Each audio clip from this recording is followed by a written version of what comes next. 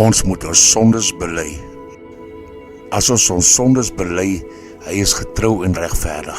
Hy vergewe ons sondes en reinig ons van alle ongeregtigheid.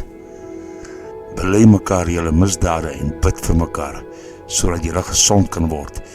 Die vurige gebed van 'n regverdige het groot krag.